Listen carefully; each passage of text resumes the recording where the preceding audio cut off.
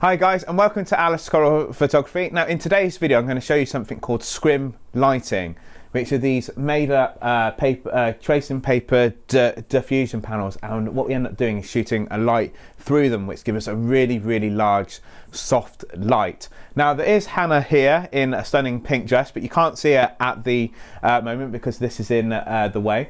So these are something that you can make at home, and just with a few accessories with stands and clamps you can easily do this at home. So these are just wooden frames made up with some Lee filter translucent paper, or if you've got some really good tracing paper rolls, that will also do the trick. Now you normally use these for product shoots, but I kind of thought it'd be really cool to do a nice soft light effect as well. I'm also going to show you something you can also do with a bare white wall too, to also create a really lovely soft light too. So John, do you want to come round to the other side and we'll introduce Hannah to you? There we go. Okay, so these this is something that I do if I am doing dresses like this. We're going to be shooting at 200 of a second, f8, 100 ISO. So what this light is doing, if I move it closer in or further back, it will give us a more diffused or focused light on Hannah. I've got it roughly in the middle, but what I am going to do, I'm going to show you what happens when you do move it further forward. So this is where I've got it perfect for the shoot. So I'm just going to take a few 3/4 length shots just with this backdrop, and here we go, just doing those. Now if I move the light further forward, and I'm just going to tilt it slightly up as well, just for that. Actually, no, I'm going to make it a little bit higher as well. There we go. John, do you want to follow me just with this, because this is quite important. So this is very different to a softbox, because you're going to get a massive pool of light here, but then it diffuses out. Now, what is different between this and a softbox is you don't get the evenly lit effect. This is gonna fade away softer and softer. So this is going to be a bit of a hot spot on the lighting setup. So so now that I've moved the light closer, you will get more of a harsher shadow that you can now see on Hannah. Now the shadows have got a lot more defined now, because this pool of light is very contrasted when it hits Hannah. So if we're going to move this light back, and if you want to have a look at the scrim, can you see that the light gets a lot softer now? So you haven't got that massive spot glow there. It's a gradient glow all going around the scrim. Now the reason for these little marks is because I do a lot of food and product photography, so this is all things that actually we have splashed in photos. So what will happen now, we are going to get a softer effect here. So I'm just going to take a couple of photos of Hannah again. Oh, that didn't fire. That fired twice. Now what you can see with this is there's a slight problem with this lighting. So you can see it from the modelling bulb here. Can you see that the scrim is now showing through on the backdrop, because this light is so far away? So if we start moving this light closer and further around, can you see that we can move that shadow highlight effect out of our photos now? So that is something you are going to have to bear in mind when you are doing this lighting setup. So now that we've got that removed, you can see a nice graduated light down Hannah on this side as well. Perfect. Those are brilliant. Now then, if we want to remove the shadow and you wanted an even bigger light source, have you ever thought about using a whole white wall? So I've taken all the canvases off, I've moved all the props out apart from this stool.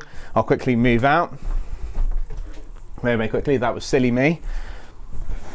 So we've got this whole large white area that if we point a light at it, we can make that into a giant light source. So I'm going to turn it on. I'm going to keep it bare bulb. I'm going to keep it quite turned down as well, because we want this to fill in that shadow on Hannah. And what's happening is you're going to get a large diffusion light the large light hitting this source. It's going to spread out around and bounce back towards Hannah to fill in that shadow. So if you don't have scrims, think about using a large white wall. So now that we got that adjusted and on, you can take a couple of photos.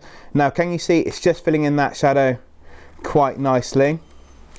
And if I want to make that shadow a little bit softer, all I've got to do is just turn this up gradually. Now, as you've got less control over this one, I would adjust the power slightly every time, take a couple more photos, and then adjust it again to where you are happy. So I'm just going to do a couple more photos again. There we go. Oh, that one didn't fire. There we go. Now, we want to try and, we don't want to remove the shadow, we just want to soften it. So this light is still more prominent than this one. So we're just going to keep turning it up a second. I haven't preset any of these lights, so you're seeing me set it up as we film it. I'm just going to do a couple more. So what I'm doing, I'm just turning this light up half a stop at a time. And we're just going to keep on going until we find the happy medium. We're actually nearly there, to be honest. I think it's another little tweak. We'll now do this. I'm going to go up another stop actually, instead of half. I know roughly where we are. Could I get you slightly turn more towards this one, if that's all right? And then we'll just grab a couple more, like so now. Perfect. So can you see this lovely graduated light going across Hannah now, and that white wall filling in the shadow for us really, really nicely. So this is also a great lighting setup if you are going to do full length, because you can make that light source as big as you want it. You can even use the ceiling for it, so you've got this whole area bouncing back towards Hannah. But I'm going to keep it 3 1/4 length because I always prefer shooting 3 1/4 length. But we're just going to grab just a couple more. I'm actually quite happy. Oh, that wasn't firing for some reason. It's just come loose. Just going to grab a couple more here. There you go. So if ever you want to do this at home, you don't need the fanciest lighting modifiers. You don't need the most expensive lights. You can do this with any studio lights or flash guns. You can build these easily at home. I'll put affiliate links to all the equipment on Amazon, so that if you want to buy these exact things, you can do that. And just look around your room, your living room, studio space, and if you've got a large white wall like this, try this effect at home. So I'm just going to grab a couple more, and then we will call that a day on the video. So here we go. Perfect. Okay. Okay. There we go. Perfect. Perfect. And just one final one. Actually, could I get the dress for spread out just like how? Yeah, perfect. And then I don't know. Actually, could I get Drake just a little bit more? Sorry. Yeah, perfect. A little bit more. Sorry, I just can't quite. Yeah, perfect. There we go. There we go. Perfect, guys. Now, if you do start getting that shadow which we mentioned, you just got to turn. Oh, when the light is not wrapped up in the wires, just turn it slightly so that shadow becomes further around, because you will see a few of them with it. So I'm just going to try that shot again, if that's okay.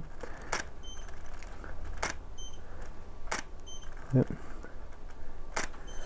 And there we go, guys. I hope you have enjoyed that video. Thank you so much for watching. Give us your thoughts and feedback in the comments section. Consider liking and subscribing. Thank you, Hannah, again, even though you can't see her at the moment. And I'll see you all in the next video. Thank you, guys.